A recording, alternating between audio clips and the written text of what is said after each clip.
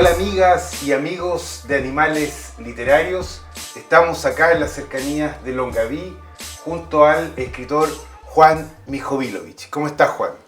Hola Hugo, un gusto tenerte aquí en nuestra casa que recién estamos habitando y estoy a tu disposición en un programa que ya tuve la ocasión de ver justamente la semana pasada y ayer. Qué bien, muchas Así gracias. que muy buen programa. Muchas gracias, Juan. Un honor tenerte acá en nuestro programa. Cuéntame, ¿cómo llegas tú a la literatura? ¿Cómo es tu primer encuentro con los libros, con la escritura, la influencia de un profesor, de tus padres? Mira, ¿O fue de grande ya? No, fue de niño, la primera vez que leí una novela se llamaba Genovena de Brabante, de Cristóbal Smith. Yo tenía 7, 8 años y era una novela que leía mi hermana que tenía 8 o 10 años mayor que yo. Y esa novela, que era una novela media un poco de leyenda, de mitos, en fin, me sacudió pero tremendamente siendo niño. Y después, en el barrio yugoslavo donde vivíamos, nosotros teníamos un grupo de jóvenes, de niños, 10, 12, 13 Eso años. En Magallanes. En Magallanes, Punta Arenas. Yo nací en Punta Arenas y viví hasta los 17 años. Y ahí nosotros no solamente hablamos de deporte, qué sé yo, que a todos nos gustaba el fútbol, sino que también incluíamos poemas y uno escribía por ahí una cosita y la colocábamos ahí.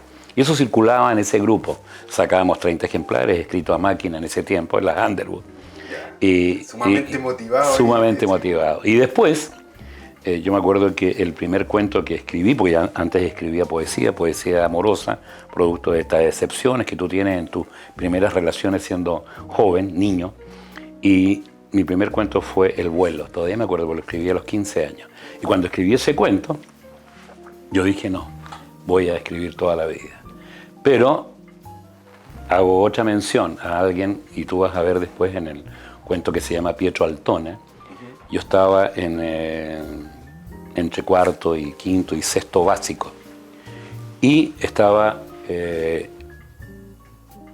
yendo al colegio, pero nosotros no teníamos muchos medios económicos. Mi viejo había sido obrero primero, del matadero, del matadero municipal, y después, más tarde, entró a ser carabinero. ¿Cuántos hermanos eran? ¿Una hermana mayor, me dijiste? Sí, una hermana mayor, que era hermanastra, hija del primer matrimonio de mi mamá, y después éramos 3 hermanos nosotros. Yo era el mayor, después viene Lucho, que está vivo, que vive aquí en Linares, y Vicente, que murió. Hay una historia en... Sí, que está justamente en tu nuevo Anticristo. Bueno, para redondearte la idea, entonces, este amigo llega de repente al colegio, nos hicimos muy amigos y teníamos ciertas afinidades en un montón de cosas. Y me invitaba a su casa. Él vivía con sus 2 tías solteronas. Y tenía una cantidad de revistas impresionante. Entonces, todos los sábados él me pasaba 20 o 30 revistas de la época, el Peneca, revistas argentinas, Paturuzú, Halcón Negro, qué sé yo. Y yo me las llevaba el sábado y el domingo en la tarde se las devolvía. Y la semana siguiente me pasaba otro lote. Y después, como una hemeroteca. Sí. No, era increíble.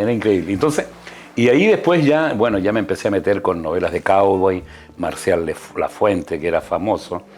Me debo haber leído 60 o 70, Agatha Christie, que me leí no sé cuánto. Y ya empecé también con algunas cosas un poco más serias. Y pasé también por cosas que eran medias frívolas, fíjate, con Corín Tellado. Corín Tellado era una famosa escritora que después yo me enteré que la leía con mucha afición Vargas Llosa, porque ella producía, pero por toneladas, novelas que eran de estas novelitas rosas. Que aparecían en los kioscos. En los kioscos y todo. Oye, bueno, con este primer cuento, ¿qué te pasa a ti? ¿Te gusta? ¿Te estremece? ¿Qué es lo que te lleva a decir yo, esto es lo mío, voy a seguir escribiendo? Ese primer cuento es un cuento de 3 páginas, más o menos breves, como los que sueles escribir tú. Sí, es un cuento breve y está basado en un hecho real. Nosotros salíamos siempre en pandilla, teníamos pandilla en el barrio, y salíamos en bicicleta. En ese tiempo no había tanto auto en Punta Arenas como fue después. Estoy hablando del año 63, más o menos. O sea, tu infancia, adolescencia, de salir a la calle, a jugar, salir en bicicleta, el grupo de amigos. Claro, y peleas, qué sé yo, con cabros de otros barrios. Y veníamos bajando por calle Colón, que va descendiendo, no sé si tú conoces Punta Arenas. Ya no. No tengo conoces la Punta suerte de Arenas. conocer Punta Arenas. Tienes que conocerla, es la ciudad, la mejor ciudad de Chile. No, hay varias, hay varias. Bueno, íbamos bajando y yo no llevaba freno, entonces uno frenaba con el pie. Y justo aparece un taxi y yo choco contra el taxi.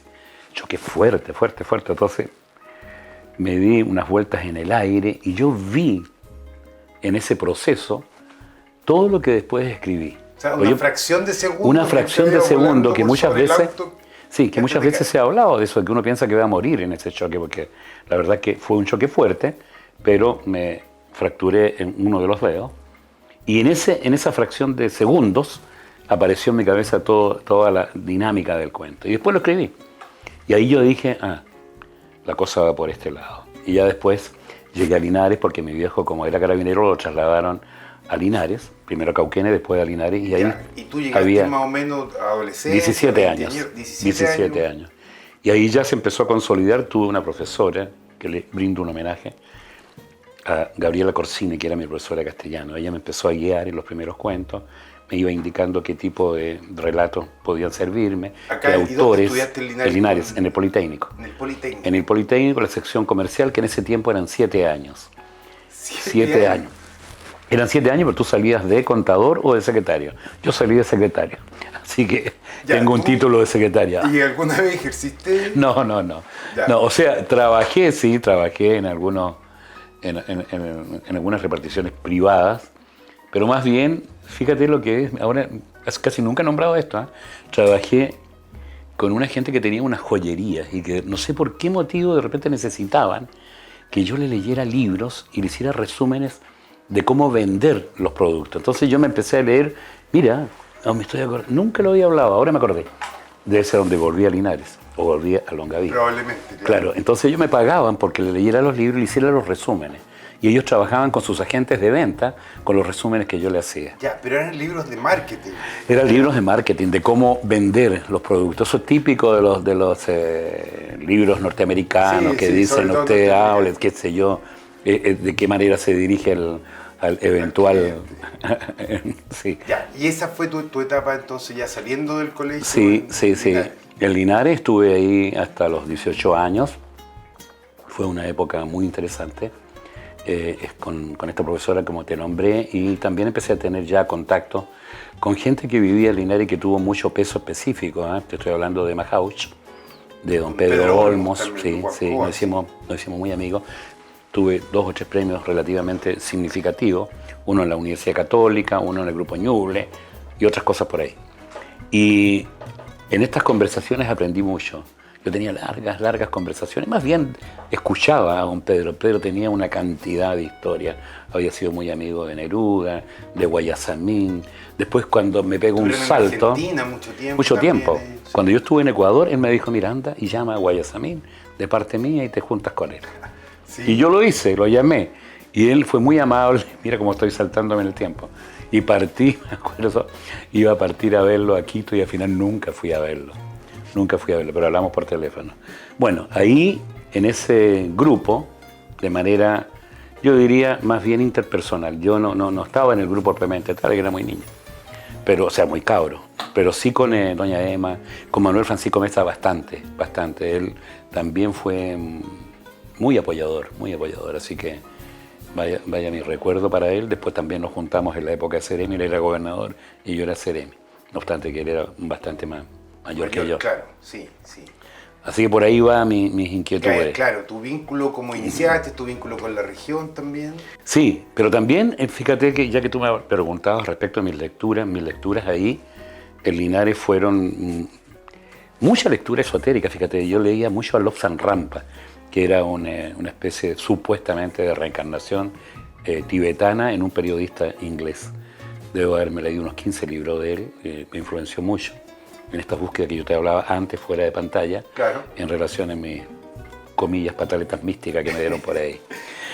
Lo digo un poco humorísticamente. ¿Y cuándo llega Franz Kafka? ¿Ya había llegado en ese No, momento a tu Kafka vida? llegó a los 20 y tantos años. Ya, sí, ¿es posterior a estas lecturas? Sí, después.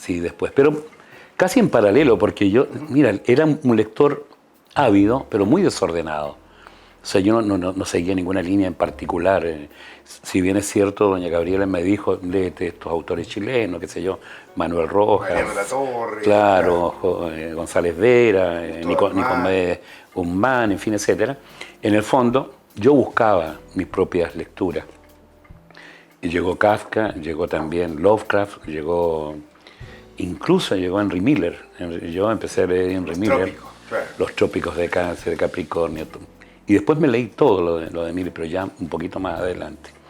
Pero Kafka fue muy iluminador, o sea, hasta el día de hoy yo diría que es el autor que yo más releo, conjuntamente con Dostoyevsky, quizás. Junto a Fyodor Dostoyevsky. Sí, Dostoyevsky también. Son como dos autores donde vuelves. Vuelvo siempre, pero hay muchísimos otros rusos. De hecho, yo escribí un texto de ensayo sobre la literatura rusa cuando estaba en Ecuador, sobre la nefasta influencia del realismo socialista en los escritores rusos, soviéticos en esa época.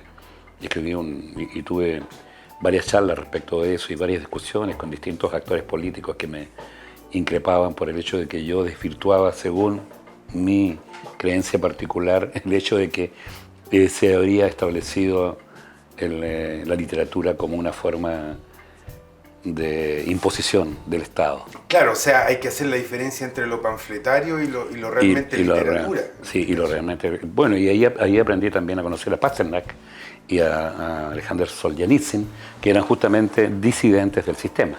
Pasternak, si tú recuerdas, fue premio Nobel fuera de la Unión Soviética, y nunca se lo entregaron, si mal no recuerdo. Pero Doctor Zhivago era una obra que me impactó muy profundamente. Hay una película que incluso se ha hecho... Sí, recuerdo que la película a mí yo la vi de chico y fue muy angustiante. Sobre todo al final, cuando él la ve y corre hacia ella. Y corre hacia ella. ¿Sabes tú que? Mira, una pequeña digresión. Esa imagen a mí igual, que la había leído, pero que también la vi ahí, me impactó tanto porque a uno lo sacude emocionalmente. Después me sirvió para escribir una parte de uno de los capítulos de Grado de Referencia, que es esta novela que te hablaba fuera de cámara, que se comenzó históricamente en el 73 y que termina en el año 95. 95, que abarca un periodo importante. Por lo que veo, Juan, tú te influencias mucho en las cosas que te ocurren o en las cosas que ves o en ciertas vivencias para generar, digamos, quizás la trama de tus relatos. Sí, como bien te decía también, soy un escritor, yo creo que las 24 horas del día, hasta en sueños. Hace poco tiempo descubrí a Mircea Catarescu, que es un rumano extraordinario, yo lo recomiendo a todo el mundo, y que creo que va a ser premio Nobel. Cuando leí Solenoide, que fue el primer libro que leí, que es su obra más gruesa, coincidía yo con él en una serie de aspectos en relación a la forma en que se enfoca la vivencia literaria. Yo observo permanentemente y al estar observando permanentemente se va incorporando en mi subconsciente una serie de elementos que en algún momento yo sé que van a ser un detonante para algo. Para una obra literaria. Para una obra literaria, porque hay ciertas variables que siempre me acompañan. El dolor, la locura, el paso del tiempo, que son temas inevitables en un escritor que ve la literatura de una manera seria, profunda y honesta.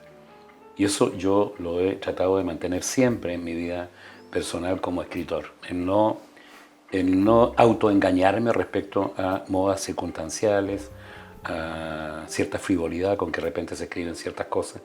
Siempre traté de mantenerme a eso, he querido ser fiel a mi forma interior de sentir la literatura como una forma de vida. Cuando yo accedí a la Academia Chilena de la Lengua, justamente mi discurso tenía que ver con lo siguiente: escribir como se vive, vivir como se escribe. Ese fue el título y eso refleja toda la historia personal del momento. Muchas de las cosas que yo te estoy contando están ahí en ese discurso. Y para mí la forma de vivir es también la forma de escribir.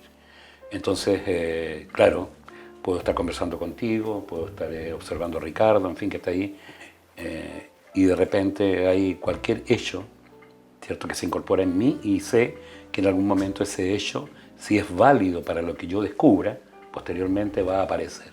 Y dejo que eso fluya. Por eso que mi literatura es como un fluir interior casi permanentemente. Claro, y tú me comentabas que tú piensas mucho una idea o una situación que observas o una imagen y la vas trabajando en tu mente hasta... Durante años. Durante años. Me comentaba el cuento que 9 años que estuviste pensando en el contagio de la locura. En el contagio de la locura, en la novela, esa es la novela. Sí, esa novela que fue muy importante para mí, muy, muy importante, porque como yo te había dicho, entre el año 92 y el año 2003, 2004, yo no publiqué nada. En un silencio. Absolutamente. Completo. Incluso hay un artículo que escribió Diego Muñoz cuando yo retomé la literatura y apareció Restos Mortales del LOM, que era un libro de cuentos, que apareció el año 2003, me parece, o 2004. Entonces él colocó El regreso del silencio. Regreso del silencio. El regreso del silencio. Bien, que eso marca tu retorno a la literatura. Y después, al año siguiente, yo escribí el 2005, justamente El contagio de la locura, que la había pensado durante todo el tiempo en que nada había escrito. Mira tú.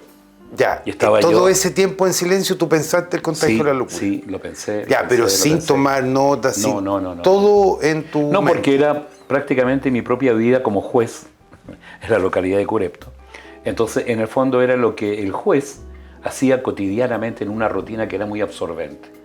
Estar en las audiencias, estar resolviendo variadas cosas. Situaciones, las peleas por las gallinas que se van por todo, cuestiones de límites, violencia intrafamiliar, en fin, etcétera. Y naturalmente también hay muchas causas penales, homicidios que ocurren, no todo el tiempo, pero que ocurren y eso también te va marcando. Claro, entonces esa es una autoficción. Es una autoficción. Una autoficción. Y el juez, digamos que en ese tiempo percibe su propia realidad, porque la novela empieza con que el juez levanta el mallete y ve que el condenado es un colibrí.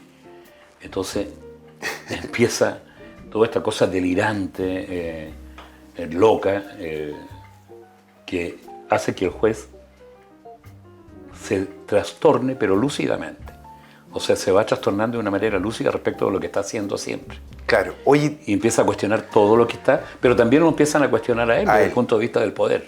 Sí, y a mí algo que me interesa, ¿tú por qué crees que los abogados terminan escribiendo poesía o terminan escribiendo narrativa? ¿O hay una relación ahí por esas circunstancias de la vida, por las cosas que les toca observar o vivir? Sí, no son todos. No son todos, pero sí hay un cierto grupo hay un grupo. Mira, el abogado que siente, o el juez, o el abogado que llega a ser juez, y que tiene un cierto sentido humanista del mundo, cierto, de la sociedad, de las personas, de las cosas con las cuales se relaciona, inevitablemente tiende a escribir. Sea que tiende a escribir en términos narrativos o en términos de poesía. Yo tengo varios amigos. Justamente Raúl Valenzuela, quien viene ahora a presentarme, junto con Claudio Maldonado, el libro La teoría del espanto. La teoría del espanto. Raúl es una persona bastante más joven que yo. Empezó su carrera, mira tú, para que veas tú cómo el mundo da vuelta, empezó su carrera como funcionario judicial, como secretario del tribunal donde yo estaba en Puerto Cisne. Y me acuerdo que él me llamó y me dijo, bueno, en ese tiempo yo era magistrado, acabo de ser nombrado y tengo un especial interés por ir a su tribunal, pero no tanto por el derecho, sino por la literatura, porque él escribía. Así que tuvimos muchas conversaciones sobre literatura y él es mira, ojalá que traiga alguno de los libros y te lo pueda pasar. Es un muy buen poeta, muy buen poeta. Tiene solo 3 libros publicados. Pero él es un caso, por ejemplo, de Claro, estoy acordándome acá de Santiago Azar, por ejemplo. También él es abogado. Algo le di hace muchos años, sí. Él está en Talca, creo, ¿no? Claro. Sí, pero hay lo entrevistamos en los primeros capítulos también de... Bueno, Augusto Santelice, que es un gran poeta de Licantén, él era juez. Sí, porque también en Bichuquena y en esos sectores. Sí. Eduardo Soto, que es notario. Armando Uribe Arce, por ejemplo, fallecido. Pero Eduardo Soto también me acuerdo porque también estaba en Licantén y él era notario. No sé dónde estará Eduardo, pero hace poco vi que sacó otra novela, porque él escribe novela negra, novela policial. Sí, excelente. Sí. Interesante. Pero hay hartos casos. Roberto Contreras, por ejemplo, que es ministro de la Corte de Apelaciones de San Miguel, que somos muy amigos, él escribe poesía. Víctor Illich, que también es juez en San Vicente de Tahuatahua. También es escritor. Oye, o sea, hay muchos casos. Y voy a nombrar 2 o 3 porque si no después me van a decir, no me nombraste. Rolando del Río, Pablo Freire en Coyhaique. Perfecto, ahí ya como... Con eso ya quedó que no se enoje salvado, nadie. y los otros que me perdonen. Oye, me hablaste de la novela policial, la novela negra, que a mí me encanta. ¿Crees que es un género que no se agota? Porque ya han pasado varios años, ¿cierto?, de su creación, pero siento que el cine la ha tomado bastante y siento que no se agota, que hay autores que siguen escribiendo novela negra, novela policial y que se vende, pero también hay un nicho que sigue esta... Bueno, ¿Cómo lo ves tú? ¿A ti te gustan? ¿Tú has escrito cosas así? No. O sea, no es que no me guste. De hecho, yo le he comentado por lo menos unas 6 o 7 novelas a Ramón Dieterich. Ramón Dieterich, que el que escribe es un novelas... gran amigo, un Sí. gran amigo.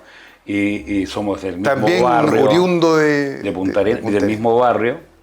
Y del Ramón mismo debe barrio. llevar ya 20 novelas con Heredia. Con Heredia, por lo sí. menos. Y todo el mundo lo sigue. Hay un club que Una se llama serie el club. también que salió en Hubo serie de televisión. televisión de Heredia.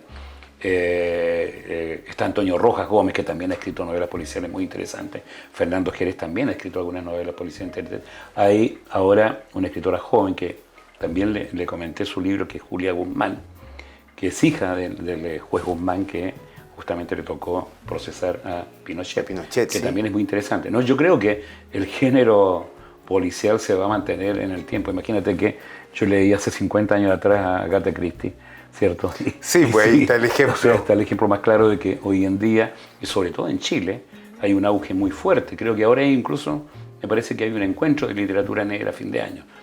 No estoy muy seguro, pero algo me parece que leí. Así que si tú estás con ese género, te auguro un buen futuro. Claro, sí.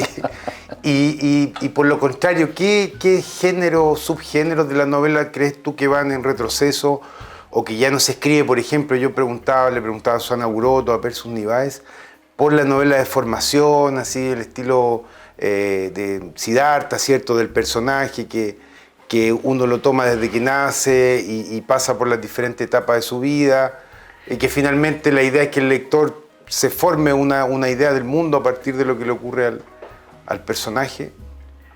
Mira, es que eso es relativo, va a depender mucho de la calidad del escritor. O sea, hay escritores que tienen literatura de formación, has nombrado a Hermann Hesse, que es el caso más típico. Damián, Siddhartha y el otro, ¿cómo era? Se llamaba, eran tres.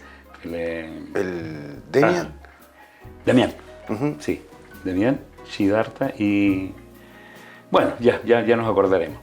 Y eso nos formó a nosotros, como yo también recuerdo haberlo leído a los 18 años y fue un sacudón muy fuerte. Claro, tú vas de la mano con el personaje viviendo todas esas cosas. Vas de la mano, ¿cierto? Y además vas buscando tu propia identidad, sobre todo cuando eres tan joven. Cuando tienes esa edad, estás entre la política, estás entre lo místico, estás entre el amor claro. de adolescente, que piensas tú que va a durar toda la vida y es así, ¿cierto? Un chispazo en el tiempo, pero que te van formando y te van dando una idea de lo que es la vida.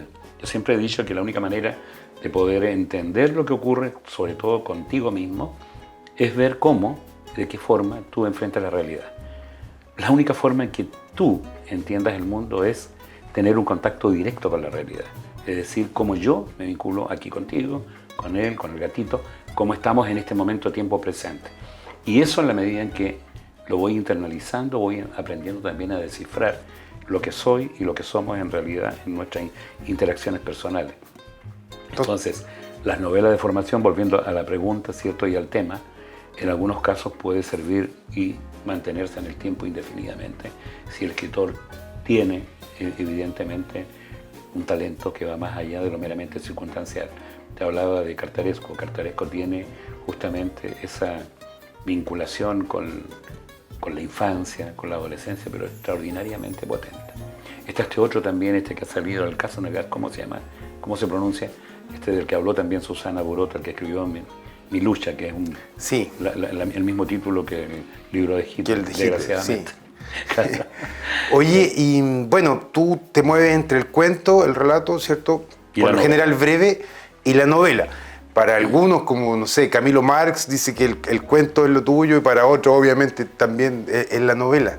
¿Qué te gusta a ti? ¿Dónde te mueves mejor? ¿O tus cuentos son como pequeñas novelas? ¿O tus novelas tienen la estructura de un cuento? ¿Cómo lo ves? Mira, la verdad es que, bueno, yo me he ido acercando definitivamente, no sé si definitivamente, pero más a la novela. con el tiempo. No obstante, tengo 5 libros de cuentos, más esta antología que he sacado ahora, o 7, ya ni me acuerdo. Mis novelas son 10 y tantas. Me gusta, ambos géneros me gustan, pero en la novela siento que soy más yo, como individuo, como ser humano pensante, como individuo que se mueve en este aparataje. Claro, pero ahí es por el tema de la visión de mundo, por la visión de que mundo. es esencial siempre en una novela. Sí, por la visión de mundo, porque entiendo que me da más elementos para conjugar la realidad de la cual te hablaba recién. El cuento sí me sirve y lo siento mucho también para cuestiones puntuales, pero en términos de visión de mundo más global, ¿cierto? La novela me enriquece interiormente más. A pesar de que, como tú bien dices, cierto, Camilo Mar siempre ha dicho, incluso cuando, porque me ha comentado varios, yo creo que por lo menos 10 libros, 11 libros, y cuando me comentó en la primera antología que se hizo, el año 2008, la de Mosquito. Sí, no, los números no cuentan, él habló justamente de que mi fuerte era también el relato breve. Pero, por ejemplo, don José Promis, a quien yo respeto mucho, José Promis escribió durante muchos años en el Mercurio y es un maestro de Camilo Mars, de Cristian Montes, de Cristian Sistén, de una serie de críticos y jóvenes en esa época, y que vivían en Estados Unidos. Él siempre ha dicho de que yo me muevo mejor en la novela. De hecho, una de las críticas más importantes para mí en su momento fue la que él hizo sobre Desencierro. Porque fue importante, porque me acuerdo que eso fue el 2009, o sea, hace 13 años atrás. Esa fue una novela que tiene una historia muy, muy personal, con muchos recovecos, porque era una novela que yo había quemado. En esto, cuando conversamos antes, ¿te acuerdas?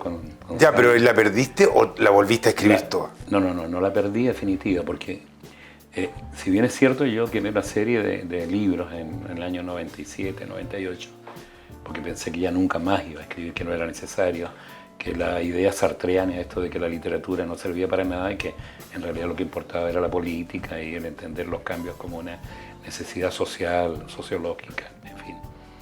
Y de repente, después del 2003, 2004, me pasa algo que no viene al caso y retomo la literatura muy intensamente, mucho más intensamente, incluso que antes. Si algunos amigos me dicen, menos mal que estuviste 12 años en silencio, si no, ¿cómo te soportamos con 15 libros más? Claro. Yo tengo 17 libros publicados. Oye. Entonces, para terminar, ¿sí? Entonces José Promi dice, no, usted se mueve mejor en el ámbito de la novela. Y cuando quiero terminar esa idea, ¿por qué? No es por una cuestión de vanidad personal, sino porque a mí me impactó mucho lo que él dijo cuando hizo ese análisis de Desencierro, que mis novelas, según los críticos y los columnistas y los estudios, son más complejas. Yo creo que es una de las más profundas, no sé si la más compleja. Entonces él dijo que era que cuando se escribiera el breve catálogo de las mejores novelas chilenas contemporáneas, Desencierro iba a ser tenía que estar ahí. Mira. Iba a ser imprescindible. ¿Y por qué te digo que me impactó mucho eso? Porque me echó sobre los hombros una responsabilidad muy fuerte, grande. Cuando a ti te dicen algo de esa envergadura, tú dices, ¿qué escribo ahora? Claro, queda la vara, te queda la vara muy alta. Entonces yo me acuerdo que andaba en Iloca, ¿cierto? Con alguien, una pareja que tenía en ese tiempo, y yo andaba súper triste. Entonces me decía, pero es absurdo. Acaban de decir que tu novela es una de las más importantes de los últimos 20 o 30 años. Estás triste, claro. Y estás triste, sí. Y yo sentía de que ese era un peso muy, muy grande. Fíjate que al final esto de los reconocimientos tienen justamente... Es como una espada de Damocles, ¿eh? Porque... Claro, sí. Y aprovechando justamente los reconocimientos, ¿cómo ves lo de la nominación al... Ya sabía que iba para allá. Al Nacional de Literatura este año? ¿También lo ves como una mochila? ¿Lo tomas con tristeza? Lo tomo, o el doble filo del cual me hablas. No, es que, a ver... yo no me estoy autopostulando al premio. No, claro. Son terceras personas que han pensado. Otras personas, universidades. Y yo lo he dicho y agradezco mucho de que haya gente entusiasta por mi literatura. Tengo conciencia de que no va a pasar nada con el premio respecto de mí. Incluso hace poco le escribí a Ramón Díaz Eterovich, que somos muy amigos, y le deseé la mejor de la suerte. Y él me contestó diciendo, mira, en una de esas, uno de los dos Magallanes con la Junta y celebramos en tu casa o en la mía. Bueno, claro. Y yo le dije, bueno, capaz que celebremos la tuya, la mía no creo. En todo caso, claro, yo valoro ese entusiasmo de gente que te lee y que y que apoya tu literatura, pero fuera de eso, un escritor real va a escribir siempre. Claro, independientemente de sin los importar los premios, los reconocimientos. No. Bienvenidos son alicientes, sí. Sí. Yo tengo una cantidad bastante grande de premios, sobre todo cuando era más joven. Ya, pero tú no escribes por los premios. No. ¿Por qué escribes tú, Juan? Yo escribo porque es una necesidad vital. Y eso lo aprendí también, no solamente porque lo sentí, sino porque cuando ya tuve distintas lecturas, me acuerdo que en una frase de Kafka decía: el escritor que no escribe es un monstruo que invita a la locura. A ver, yo he tratado harto sobre esos temas por distintas razones, incluso familiares. Este libro que tienes acá, ¿cierto? Que es Tu Nuevo Anticristo. Este es un libro inspirado en mi hermano, que era esquizofrénico. Sí, era esquizofrénico. Y él murió hace exactamente 2 años. 2 años y un poquito más. Y claro, le dio esta enfermedad cuando ya era adulto. Tenía 32 años, era médico veterinario, tenía su familia. Y fue un golpe, no solamente un golpe para él, fue un golpe para la familia. Y en mi caso personal fue un dolor muy grande, porque vivimos tratando de ver cómo él se mantenía inserto en una realidad que cada vez se le iba escapando a más. Claro. Y esto, retomando también algo que conversamos antes, ¿cierto? Cuando tú me preguntaste cómo me iniciaba yo en la literatura cuando era niño, en el barrio yugoslavo de ese tiempo, croata hoy día, pero yugoslavo porque eso fue lo que me formó a mí. Yo siempre tenía una predisposición especial en observar a la gente que era marginal, a la gente que andaba con un saco pidiendo, al loco que salía gritando, y que eran muchos, fíjate. O yo seguramente los magnifiqué, claro, y los llevé a un extremo. O tú ya los identificabas, claro. Los identificaba. Ya, esos parias de los que hablamos, que siempre en los pueblos, en las ciudades. Yo siempre me preguntaba, bueno, ¿y por qué esa persona es deficiente? ¿Por qué esa persona se escapa de la realidad? ¿Por qué es él? ¿Por qué no soy yo? ¿Por qué no es el otro? ¿Por qué la sociedad funciona como si no existieran?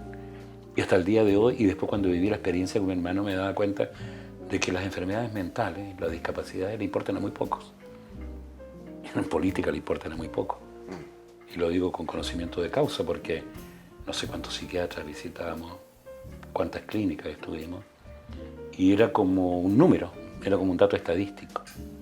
Entonces tú veías y sentías de que no había mayor preocupación por un tema que no era solamente el de mi hermano. Yo lo estaba viviendo, como lo vivía mi familia, claro, en fin, pero mucha otra gente lo está viviendo. Ya, y en ese sentido, Juan, Tu Nuevo Anticristo, ¿denuncia, digamos, aquello?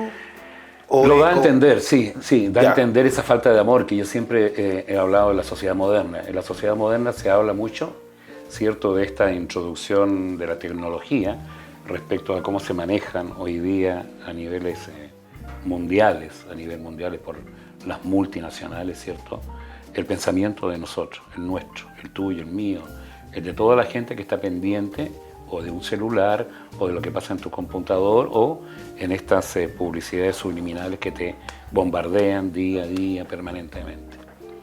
Hace poco, cuando yo discutía incluso, o más bien dialogaba con mi hija, de que, digamos, no se vacunó, me decía, pero viejo, me decía, sí, están controlándolos y nos van a meter un chip. Pero decía, pero mira, si no tienen necesidad de un chip, si está todo en el celular. En el celular te controlan todo lo que piensas, lo que sueñas, ¿para qué? Claro. ¿Para qué tanto? Entonces, bueno, en este caso, ¿cierto?, esa denuncia de la que tú hablas está de manera implícita ahí, porque lo que pasa en la sociedad moderna es justamente esta ausencia de solidaridad, porque hemos perdido la capacidad empática de relacionarnos. Mira qué bonito es conversar ahora, claro, ¿cierto? Estamos conversando de temas que la gente no conversa habitualmente. Estamos hablando de literatura, pero estamos hablando de cómo funciona el mundo. Y de la vida también. Y de la vida. Y la literatura lo que hace es justamente adelantarse en los tiempos e indicarte cómo tú no te das cuenta de lo que está ocurriendo en tu momento.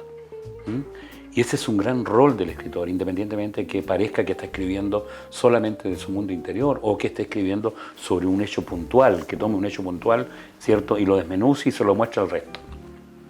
Entonces ahí hay una vivencia que va más allá de lo meramente político, de lo meramente sociológico. Está en esta falta de amor y de sentido humanitario en relación con el otro. Creo que ese es el gran drama de nuestro tiempo, el gran drama, ¿cierto? Yo me acuerdo que estábamos conversando justamente del papel de la tecnología. Entonces alguien dijo, oye, el celular hace que tú quieras a lo que estás lejos y olvidas a lo que estás cerca. A lo que estás, claro. Y lo dijo una persona, bueno, no quiero menoscabar, una persona común y corriente. Dijo, oye, yo me he dado cuenta de eso. Y de repente estoy pendiente de alguien que está en África, o en Asia, o en Europa, y me olvido de la gente que está al lado, de las personas que yo quiero. Y eso ya está reestudiado, claro, de cómo nos hemos ido tecnologizando de manera utilitaria. Es decir, respondemos a los requerimientos de las grandes multinacionales. Del mercado, claro. Porque si tú miras el celular en términos reales, puede ser un arma extraordinariamente beneficiosa, porque para algunos aspectos sí lo es, ¿cierto? Tú puedes comunicarte con otra gente por algunas necesidades que son puntuales, pero vivir exclusivamente de eso, ¿cierto? Y de ese bombardeo. Es peligroso. Es peligroso, sí. Es peligroso. O sea, la gente, sobre todo los estudiantes, fíjate que yo estaba en un encuentro que tuve con estudiantes en Punta Arenas hace 7 años atrás, o 6. Y me acuerdo que íbamos subiendo, era el colegio salesiano, y iba a tener un encuentro con alumnos de 3er y 4er año que estaban estudiando mis libros. Y voy subiendo y habían, no te miento, en el recreo, 50, 60 cabros en la escalera, y todos estaban con un celular. Cabeza agacha ahí con el celular. Todos.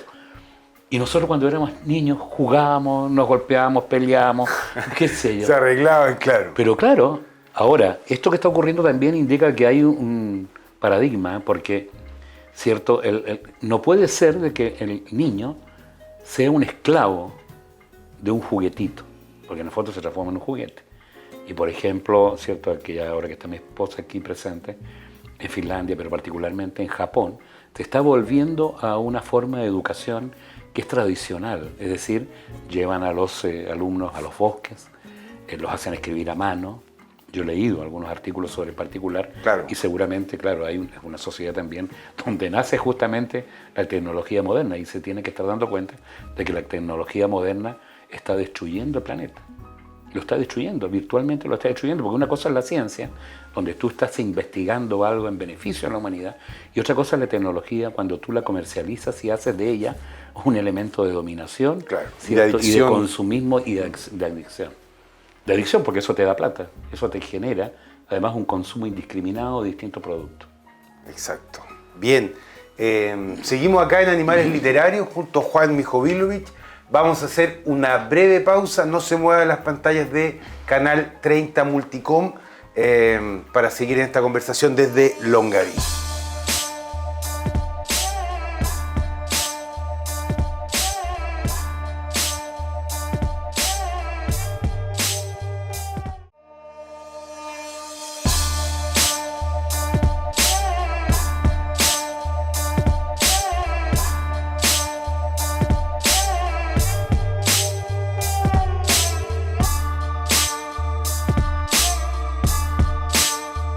Seguimos acá en Animales Literarios, estamos ya en el exterior, acá en las cercanías de Longaví, junto a Juan Mijovilovich.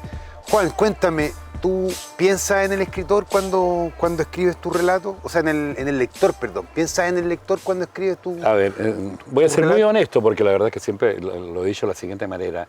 No pienso mucho en el lector cuando estoy escribiendo, pero sí cuando estoy corrigiendo. En la parte de edición. Sí, la parte de edición. Ahí ya me preocupo, pero fundamentalmente porque cuando dejo botar, ¿cierto?, estas rachas yo de repente le llamo rachas literarias, ¿cierto?, porque son un periodo corto e intenso, a veces no tan corto, a veces son meses, pero que llevan años de incubación, claro, ¿cierto?, como te decía antes. En ese periodo yo boto lo que tengo que botar y después empiezo a trabajar. Y ahí estoy meses trabajando. O sea, tú piensas en la idea, la das vuelta, como me dices. Sí. Y escribes, después la llevas al papel de manera rápida. Sí, y después viene el proceso de edición y corrección. Sí. Y ahí tú piensas en el lector, ¿en qué sentido? Ahí me doy sentido cuenta. Como de guiarlo, de justificar ciertas cosas, de hacer que pueda entender lo que estoy tratando de expresar, de que se haga legible, que se haga perceptible por quién es el lector, quién se relaciona con la obra, porque quien se relaciona con la obra al final termina siendo también un escritor. O sea, quien lee, escribe. Siempre he dicho eso. Quien lee, escribe. Cuando uno está con una obra nueva en las manos, empieza a imaginarse el mundo a partir de su propia realidad también. Y hace, naturalmente, una correlación con el relato, pero está escribiendo también él. Y eso es muy valioso para cuando el escritor esté destinando su tiempo específico, posterior en mi caso al desarrollo mismo de la trama o de lo que he tratado de expresar, pensando en él. O sea, qué es lo que siento que puede ser más valioso para su lectura. Y ahí trabajo mucho esa parte, mucho esa parte. Y ese lector, o no sé, el lector ideal, es como si tú fueras ese lector. Así es. Tú, con tus exigencias de lector, con tus gustos de lector. Así es, porque mira que es una pregunta. O sea, tú escribes los libros que te gustaría leer a ti, por ejemplo, las novelas, los relatos. Sí, sí. Lo que pasa es que a mí me parece una pregunta muy interesante, porque en definitiva, ¿quién es el otro? El otro eres tú mismo. Cuando yo escribo, soy el otro o la otra, guardando, ¿cierto?, las diferencias de género, naturalmente. Claro. Pero si yo siento la realidad humana a fondo, como quiero sentirla, en el fondo estoy sintiendo la humanidad del otro. Y el otro me sirve de espejo a mí. Por lo tanto, cuando se traduce la obra o se termina la obra, cierto que está en un periodo muy rudimentario, por decirlo de alguna manera, porque es muy difícil que una obra tú la escribas tal cual llegue después a las manos del lector. Tienes que trabajarla intensamente para hacerla mucho más cercana justamente a la idea que pueda tener de ti como escritor y de la novela o del cuento que tú has tratado de plasmar en su relación personal, en su vínculo personal, primero con su propio mundo y después con el mundo que tú le estás presentando. Y eso tiene que ser un trabajo a fondo. Y lo he procurado hacer siempre. Ya. Oye, ¿y cómo ves, por ejemplo, yo he hablado con muchos poetas y ellos dicen que escriben y dejan, digamos, reposar su obra, ¿ya? Y puede estar ahí mucho tiempo, después vuelven, la retoman, ya, y la completan. ¿Te ha pasado a ti con alguna novela, con algún cuento que lo hayas dejado ahí, digamos, escrito, pasen años, vuelvan, lo tomen, lo editen? Mira, recién te estaba contando también fuera de cámara de que justamente retomé una novela que empecé hace 15 años. Una novela perdida hace 15 años, imagínate. Son como 50 páginas y que es una novela absolutamente distinta a las cosas que he escrito. Y sé que la voy a tener que terminar. Ahora, muchos libros que yo he escrito, varios de mis libros, han tenido un periodo de reposo importante. A ver, cuando estuve escribiendo Útero, que es una de mis novelas más célebres del último tiempo, que me demoré 3 y tantos años en terminarla, hubo casi un año en que no estuve escribiendo respecto a la novela y que después tuve que ir a terminarla específicamente a un lugar en el cual se desarrollaba gran parte de la trama, entre comillas, de la trama de los personajes, que era el barrio yugoslavo de Punta Arenas. Me fui para allá, arrendé un departamento y estuve terminándolo durante un mes. Ya, de manera empírica, en el lugar, necesitabas eso. Necesitaba la atmósfera, necesitaba nutrirme de los espacios, de los olores, de las sensaciones, de los sentidos prácticamente. Entonces, tú no eres, por ejemplo, como esos escritores, por ejemplo, como Bolaño, ya que él, no sé, ya su cuento lo ambientaba en África, ponte tú, se iba al mapa, ya investigaba más o menos y escribía sobre lo que ocurría. Tú tienes que estar ahí, la experiencia... Muchas veces sé. Porque además yo sé que, por ejemplo, estando ahora aquí en Longaví, uno podrá decir, bueno, ¿irá a escribir algo respecto de Longaví? Voy a escribir lo que seguramente el mundo longaviano me indique el tiempo que yo esté aquí. Y puede que no escriba nada en términos reales durante un periodo X, pero sé que en algún momento se va a decantar lo que yo he vivido aquí. Y eso se va a traducir en algo, en algún capítulo, en alguna obra específica. O sea, toda tu experiencia vital en general se traduce en tus obras. Sí, indudablemente que sí. Cuando estuve en Puerto Cisne escribí varios libros en Puerto Cisne durante los últimos 12 años. Escribí Bucear en su alma, escribí Espejismo con Stanley Kubrick, terminé Yo mi hermano, que era una novela que tenía varios años, 8 años de trabajo. Terminé Útero, terminé Tu Nuevo Anticristo. O sea, un periodo sumamente intenso en términos de escritura. Sumamente intenso. Mucha gente me dice, pero ¿cómo? ¿A qué hora escribes? Si tú, ¿cierto? Recordarás que yo era juez durante gran parte del día. Pero tenía que hacerlo en las noches. ¿Tú en las noches generalmente? En las noches generalmente. Sí. Ahora no, ahora tengo más tiempo. Pero es paradójico, tengo más tiempo y ocupo menos tiempo para escribir. Bueno, pero también por distintas razones, por la enfermedad que he tenido, en fin. Y porque los cambios también implican cambios no solamente en lo exterior, sino que estás con un paisaje distinto, estás con gente que, si bien en el fondo es igual, también es distinta. Es distinta. Estamos Mira, en un sector campesino. Y respecto a eso, ¿tú te sientes un escritor de provincia? Absolutamente. Absolutamente. Absolutamente. La otra vez conversamos en una entrevista que me hizo justamente para Jaguar. Es un libro que sacó la Universidad de Portales, que me entrevistó ahí José Tomás Labarte. Con Cristian Rau, sí. Sí, con Cristian Rau. Y justamente, y no solamente ahí, siempre lo he dicho, los escritores más importantes de este país han sido de provincia.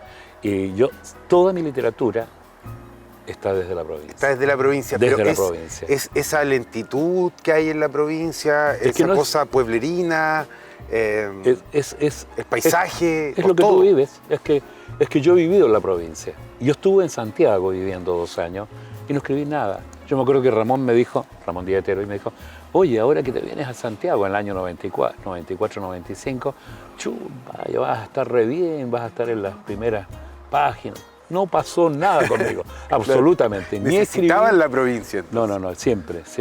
Y por eso he vivido en lugares también bastante alejados del mundial al ruido, cercanos de las grandes ciudades, pero donde yo podía tener mi espacio para poder desarrollar lo que quiero en términos literarios. Mi vocación fue siempre y mi pasión fue siempre la literatura, lo ha sido hasta hoy, y todas las otras funciones que realicé son funciones con las cuales sobrevives. Juan, pero con la literatura vives.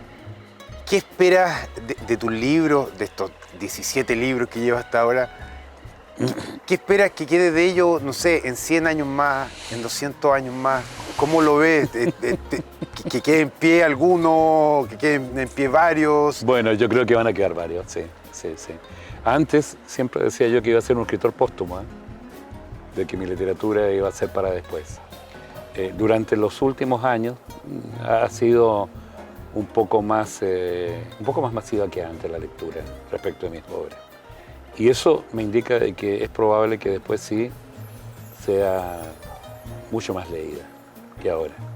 Creo que sí. Porque hay un amigo, Marino Muñoz Agüero, que es un cronista de Punta Arenas, gran amigo. Él me dice, no hables más de que tu literatura es difícil, por favor. No, eso no es cierto. Lo que pasa pero es que un libro tiene que ser un desafío también. Es un desafío, pero un desafío para el lector. Claro. Pero no para ti. Dice. O sea, no empieces a decir de que tu literatura es difícil. No, porque no es cierto. Tu literatura es profunda, y lo han dicho los críticos. Yo siento que mi literatura tiene un cierto valor intrínseco de por sí. Y claro, en la medida en que haya cada vez más lectores, porque el libro empieza a avanzar solo muchas veces. Claro. Y yo creo mucho en eso del de boca a boca, de cómo de repente, oye, mira, léete esto, en fin. Y creo que mis libros han ido increyendo un poco. Y que después seguramente se van a leer más. Oye, esperemos que viva unos años más todavía. Sí, te queda cuerda para rato. ¿Cómo ve el tema de la muerte del autor, de Roland Barthes? Uf. ¿Ya? ¿Pero por qué me haces esa pregunta? Básicamente porque en la literatura actual o contemporánea todo se centra en el autor, la autoficción, como hablábamos, ¿cierto? La autobiografía. ¿Te parece que es importante el autor? ¿O tiene que quedar en sí la obra y el lector, que son lo más importante, según lo que nos dice Roland Barthes? A ver, yo creo que no hay cosa que tú escribas que no tenga alguna relación con tu propia autobiografía. Es como lo que señalaba de alguna manera también Cortázar en su tiempo, que lo leí muchísimo y era uno de mis ídolos juveniles. Él decía, y estoy tratando de establecer un cierto parangón, aunque pareciera no serlo, decía que todo cuento, por más delirante que fuera, siempre tenía correspondencia con la realidad. Exacto. Yo hago una asociación de ideas en el sentido de que todo lo que tú escribes, en definitiva, tiene un elemento autobiográfico profundamente importante. Todo lo que escribes eres tú, en esencia. Es uno. Uno es la literatura. Vivir como se escribe, escribir como se vive. Como se vive, claro. Juan, para ir cerrando y antes de la lectura, un consejo, un tips, algo que motive a una persona que nos está viendo, que a lo mejor escribe sus cuentos, que quiere escribir, que está leyendo, algún consejo, alguna frase motivadora. Una frase para el bronce. A los jóvenes, que me encanta conversar con los jóvenes. O a los jóvenes o a la gente mayor que también, sí, que también escribe o lee. Y también me he vinculado con ellas. con gente, con adultos mayores, pues yo soy de esa categoría. Leer. La mejor forma de aprender a escribir es leyendo. Es leyendo. No hay... Puede que de repente aparezca alguien importante en la vida de uno, ¿cierto? Y que le dé ciertos consejos específicos. Pero en esencia, leer. En esencia, leer. Porque ahí uno descubre, en definitiva, quién es como escritor o escritores. Leer. Yo aprendí eso desde niño. Es mi receta, puede que para otros sea otra. Claro. Pero tú me preguntaste respecto de lo que yo pienso en ese sentido. La lectura es vital. Es vital. Sí, no, sí, muchos han sí, dicho porque lo mismo, mucho, y concuerdo con eso. Claro, porque tú puedes escribir todos los días, si quieres. Yo cuando era mucho más joven escribía todos los días, hacía la manera nerudiana, un poemita. Y después me di cuenta que no era necesario eso, no era necesario. Pero hay mucha gente que lo hace y respeto que lo hagan. Claro. Escriben todos los días media página, una página. Está bien, es su forma de relacionarse con la literatura. Yo pienso de otra manera o siento de otra manera y creo que la lectura es sumamente vital. Sumamente importante. Perfecto. Muchas gracias, Juan. Pasamos ahora... Gracias a ti por este momento tan grato. Perfecto. Vamos a la lectura. Seguimos acá en Animales Literarios y la lectura. No nos vayamos a caer aquí.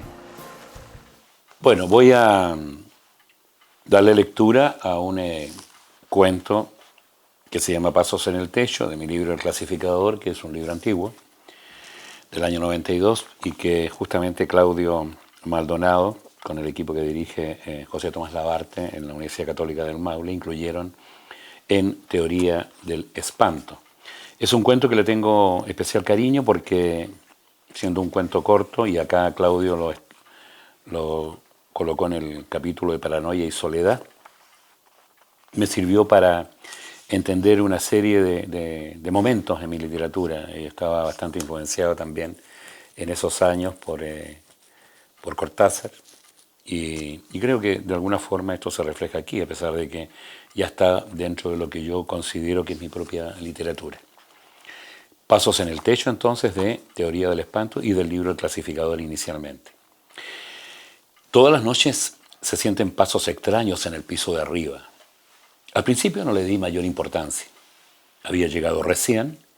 El departamento me pareció confortable y salvo una pequeña filtración de agua a la altura del baño, el resto no ofrecía ningún inconveniente. Cuando el encargado me hizo entrega oficial del inmueble, me dijo en tono de broma que arriba penaban. No sabemos por qué los arrendatarios lo entregan de inmediato.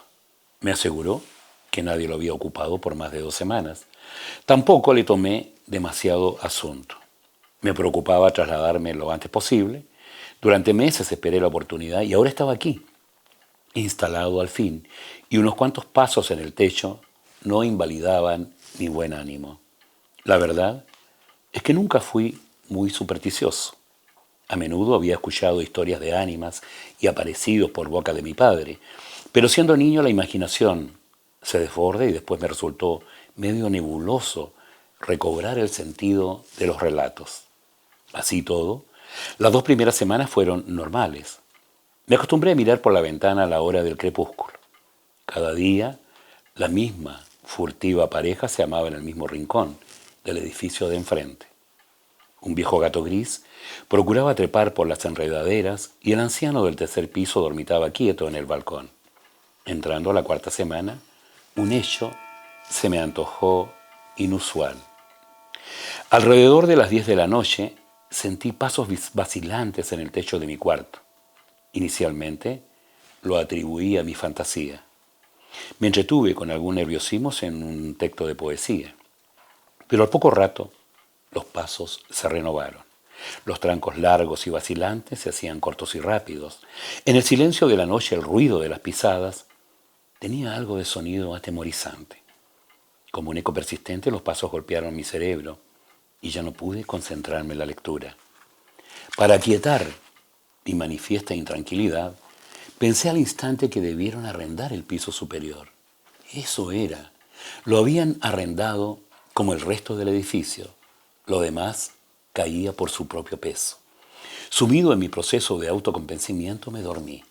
En los días siguientes los pasos se reiteraron y en igual sentido reafirmaba mi convicción hasta conciliar el sueño entrada la noche. Con lo que no contaba fue con el casual encuentro que tuve hace unos días con el encargado de los arriendos. Cuando le pregunté por los nuevos ocupantes del departamento, me miró intrigado. No hemos podido arrendarlo, me manifestó como midiendo mi reacción. Para no parecerle sospechoso, le dije que me pareció escuchar pasos la noche del sábado. Sonrió. Le dije que penaban. ¿No lo recuerda? Y se alejó prolongando aún más la sonrisa. Ese mismo día, regresé más tarde que lo acostumbrado. Sin embargo, alcancé a ver lo de cada día. La pareja, el gato gris y el anciano dormitando en el balcón. A eso de las 11:30 intenté dormir. Sabía que apenas decidiera hacerlo, el ruido del techo se haría sostenido. Al comienzo nada ocurría, para mi asombro. Pero, cuando creí habituarme a la normalidad, sucedió. Primero fue un ruido sigiloso, como algo tenue, saltando a intermitencias. Luego me pareció que alguien gateaba rasguñando el cielo raso intentando transmitir un mensaje. No se trataba de una caminata como las veces anteriores. No eran trancos largos ni pasos cortos o directos. Una mezcla rara de un cuerpo pesado que se arrastra, se levanta, camina y vuelve a arrastrarse. Me erguí en la cama con cierta lentitud y constaté que ya era de madrugada al mirar por la ventana. Mis acompañantes habituales no se divisaban. Sentí esa especie de vahido violento que precede a la soledad. El mundo se había detenido en la ventana. El farol del antejardín comunitario daba una luz tenue y cansada. Descorrí levemente las cortinas para ampliar el ángulo de la visión. Apenas emergieron los árboles de la avenida mecidas por la brisa nocturna. Arriba, el sonido inmaterial del peso arrastrándose se prolongaba con una cadencia sobrenatural. No sé bien cómo describirlo. Lo cierto es que ese ruido persistente procuraba deslizarse hasta mi pieza. Me pareció una locura, un contrasentido imaginar siquiera que un sonido trivial tuviera visos de existencia, de algo que palpita, que deambula con particular autonomía. Lo real es que ese deslizamiento invisible bajó por la filtración de la puerta del baño y se internó en mi cuarto. Lo último que recuerdo fue una especie de sopor asfixiante penetrándolo todo. Después, las cosas se han vuelto rutinarias. Todas las noches camino por el piso que ahora habito. Abajo retiraron mis cosas, los muebles y mi ropa. Hoy llegó un nuevo arrendatario que sonrió displicente cuando el administrador le hizo el viejo comentario. Vi cómo miraba a la pareja furtiva, el gato gris y al anciano dormitando en el balcón. Luego se durmió, creyendo oír pasos en el techo de su habitación.